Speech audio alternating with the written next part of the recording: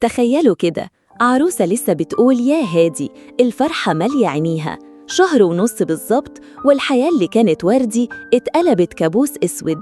دي حكاية آية اللي اتجوزت راجل محترم وعاشت في بيت عيلة. بس الحكاية بدأت لما سلفتها، الست اللي تبان طيبة من بره، بعتت ابنها الواد اللي عنده 8 سنين. أول ما جوز آية ينزل الشغل تلاقيه جاي يخبط على الباب. في الأول آية قالت عادي، طفل فرحان بيا، استقبلته برحابة صدر. لكن الموضوع زاد عن حده. الواد بقى يقعد باليوم كله، وآية لا عارفة تاخد راحتها ولا عارفة تعمل حاجة. والأدهى بقى يدخل كل أوضة، يفتح التلاجة، يفتش في كل حتة.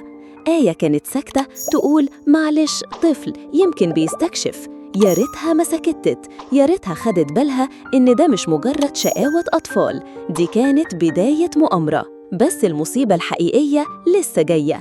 تفتكروا الطفل البريء ده كان بيعمل إيه بالظبط، وإزاي شقاوته قلبت حياة آية الجحيم؟ اللي حصل بعد كده ما حدش يتخيله. استنوا الجزء التاني عشان تعرفوا الكارثة.